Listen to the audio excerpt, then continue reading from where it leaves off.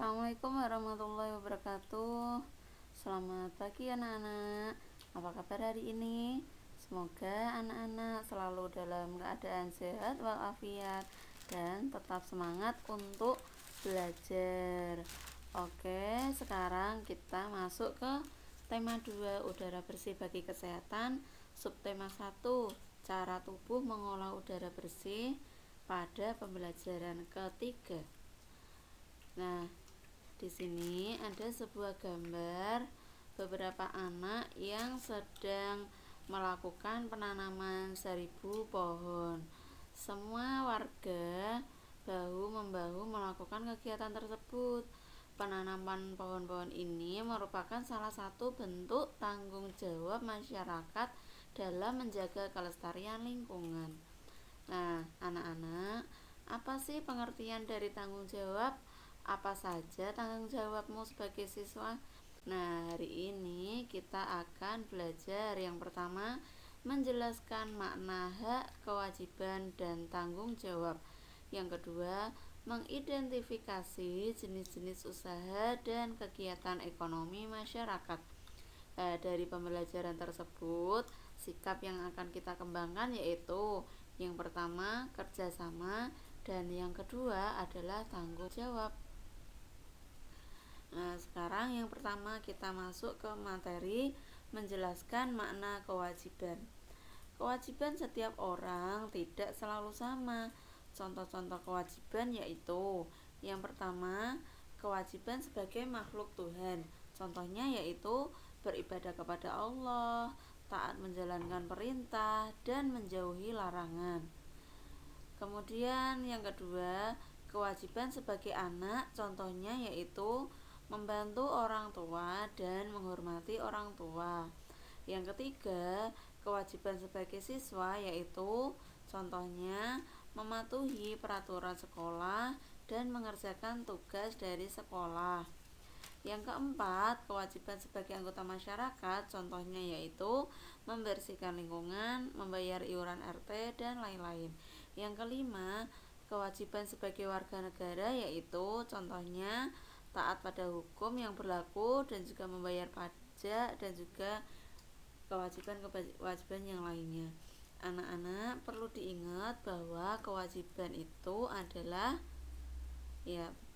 kewajiban itu adalah segala sesuatu yang harus kita lakukan. Itu adalah makna dari kewajiban.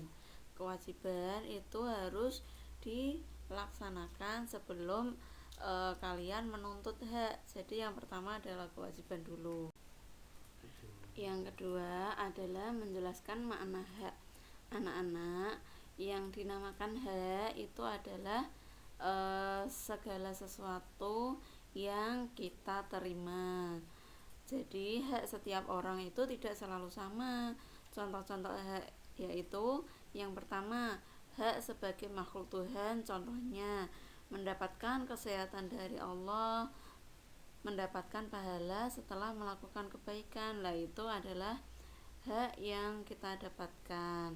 Kemudian yang kedua adalah hak sebagai anak. Contohnya yaitu mendapatkan kasih sayang dari orang tua dan mendapatkan tempat tinggal yang nyaman. Gak harus bagus ya, yang penting nyaman. Yang ketiga, hak sebagai siswa. Contohnya mendapatkan nilai, mendapatkan ilmu, mendapatkan kasih sayang guru, dan lain-lain. Yang keempat, hak sebagai anggota masyarakat. Contohnya yaitu mendapatkan lingkungan yang bersih dan mendapatkan lingkungan yang aman. Tentu saja setelah melakukan kewajiban ya. Kalau misalkan ingin mendapatkan lingkungan yang bersih, maka kita juga wajib untuk menjaga lingkungan. Jangan hanya ingin mendapatkan hak tapi kita sendiri tidak mau melaksanakan kewajiban. Yang kelima adalah hak sebagai warga negara. Contohnya yaitu mendapatkan perlindungan hukum dan mengeluarkan pendapat.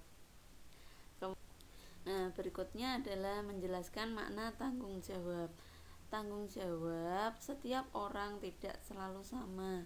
Contoh-contoh tanggung jawab yaitu yang pertama, tanggung jawab sebagai makhluk Tuhan, contohnya rajin beribadah dan berbuat baik terhadap sesama. Yang kedua, tanggung jawab sebagai anak yaitu berbakti kepada orang tua dan belajar dengan sungguh-sungguh. Yang ketiga, tanggung jawab sebagai siswa, contohnya memakai seragam dan datang tepat waktu. Yang keempat, tanggung jawab sebagai anggota masyarakat yaitu gotong royong membersihkan lingkungan dan menjaga keamanan lingkungan. Yang kelima, tanggung jawab sebagai warga negara contohnya adalah mematuhi peraturan yang ada dan mencintai budaya negeri sendiri. Nah, seperti itu. Perbedaan antara tanggung jawab dengan kewajiban itu tentu saja berbeda. Kalau tanggung jawab itu melaksanakan kewajiban dengan sungguh-sungguh. Contohnya, kalau tanggung jawabnya adalah rajin beribadah. Nah, di sini ada keterangan rajin. Jadi, kewajiban kita adalah beribadah kepada Allah, tapi bentuk tanggung jawab kita untuk dari beribadah adalah rajin beribadah, tidak hanya menggugurkan kewajiban saja ya. Seperti itu. Berikutnya anak-anak kita akan belajar untuk mengidentifikasi jenis-jenis usaha dan kegiatan ekonomi. Manusia tidak dapat menghasilkan semua barang yang dibutuhkan. Oleh sebab itu, manusia melakukan berbagai macam kegiatan ekonomi supaya kebutuhan manusia itu terpenuhi. Contohnya, kita dalam sehari dari kita sendiri aja ya, kita butuh makan, kita butuh pakaian, kita butuh sabun untuk mandi, kita butuh air. Nah, semua itu tidak mungkin kita penuhi sendiri. Misalkan mandi air, kita tidak mungkin ya mengebor sumur sendiri atau memasang pipa-pipa sendiri. Kemudian dari segi makanan itu kan ada lauk pauk, contohnya ikan, sayuran, nasi, semua itu tidak mungkin kita dapatkan sendiri. Kita nanam padi sendiri, terus menumbuk sendiri, atau kemudian memasak sendiri dengan menggunakan kalau sekarang kan pakai gas ya, kita nggak mungkin bisa mengolah gas sendiri.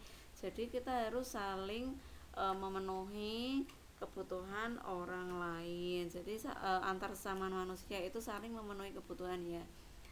Contohnya salah satu kegiatan ekonomi manusia ada di bidang pertanian. Contoh kegiatan ekonomi di bidang pertanian yaitu manusia melakukan bercocok tanam dan memanen hasil pertanian. Hasil pertanian itu dapat berupa padi, sayuran, jagung, dan lain-lain.